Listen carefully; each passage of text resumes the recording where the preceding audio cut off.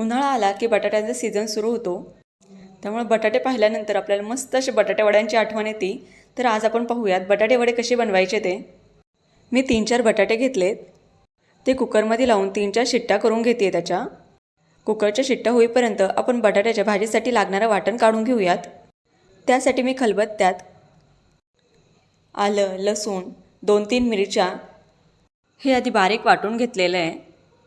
वाटण्यासाठी दगडी खलबत्त्याची चव वेगळी लागते, त्यामुळे मी दगडी खलबत्त्यातच वाटून घेतलेलं आहे। त्याच्यानंतर थोडीशी कोथिंबीरसुद्धा ॲड करून वाटून घेतलेली आहे।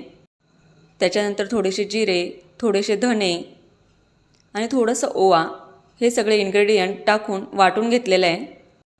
त्याची पेस्ट करून घेतलेली आहे। आपली पेस्ट तयार आहे। आता मी ते चमच्याच्या साहाय्याने बाउलमध्ये काढून घेते आहे। आता आपण बटाट्याच्या वड्यासाठी लागणारी पेस्ट तयार करून घेऊयात।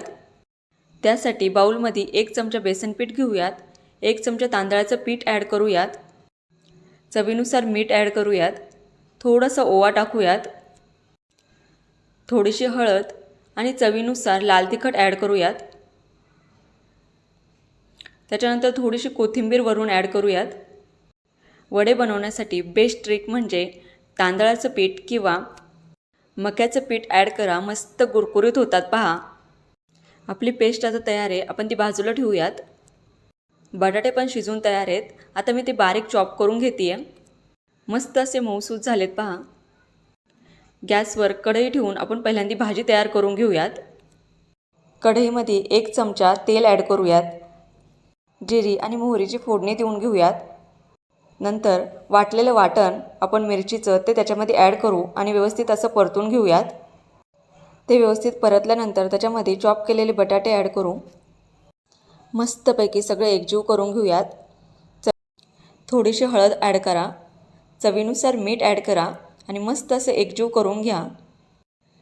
सगळे इन्ग्रेडियंट एकजीव होईपर्यंत व्यवस्थित हलवून घ्या।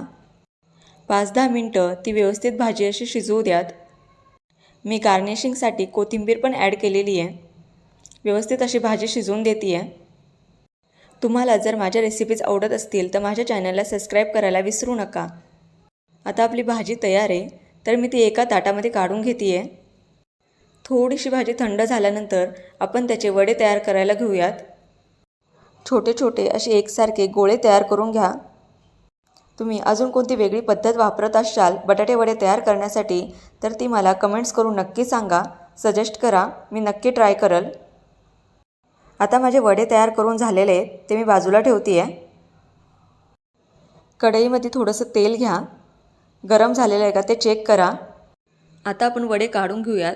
मी पेस्टमध्ये वडे ॲड करून आता ते सोडते तेलामध्ये। गरम तेलामध्ये वडे सोडताना नेहमी साईडने सोडा, मिडलनी वडे सोडू नका, हाताला भाजेल। वडे सोडल्यानंतर झाऱ्याने हळूहळू तेल बाजूने सोडा, नंतरून ते पलटी करून घ्या। मस्त असा खमंग चमचमीत आपला बटाटे वडा तयार आहे पहा। मक्याचं पीठ आणि तांदळाचं पीठ वापरल्यामुळे मस्त असं बाहेरचं आवरण कुरकुरीत झालेलं आहे। तुम्ही नक्की ही ट्रिक वापरून पहा आणि बटाटे वडे कसे झालेत हे नक्की मला कमेंट्स करून सांगा। आणि जर तुम्हाला माझ्या रेसिपीज आवडत असतील तर नक्की माझ्या चॅनलला सबस्क्राईब करायला विसरू नका।